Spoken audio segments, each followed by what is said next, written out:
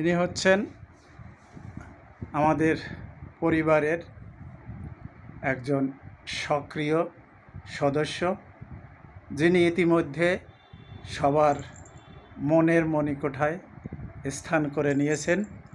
ইনি হচ্ছেন জনাব শ্যাডো মহোদয়।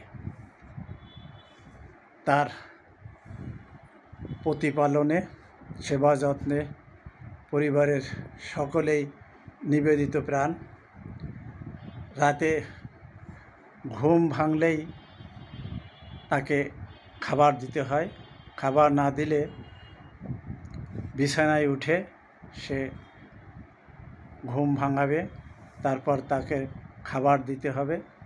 তার যখন পেট ঠান্ডা হবে তখন সে নীরব থাকবে, অন্যথায় কাউকে ঘুমাতে দেবে না।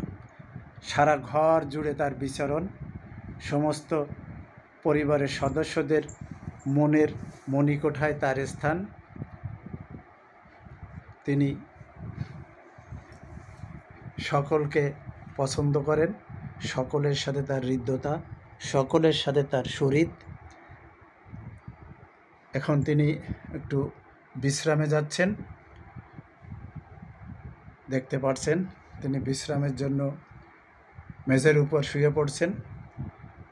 তেনাকে আমি আর ডিস্টার্ব করব না, তিনি বিশ্রাম নিক। সবাইকে আমাদের শ্যাডো মহোদয়ের পক্ষ থেকে ঈদের আগাম শুভেচ্ছা ও মোবারকবাদ। আল্লাহ হাফেজ।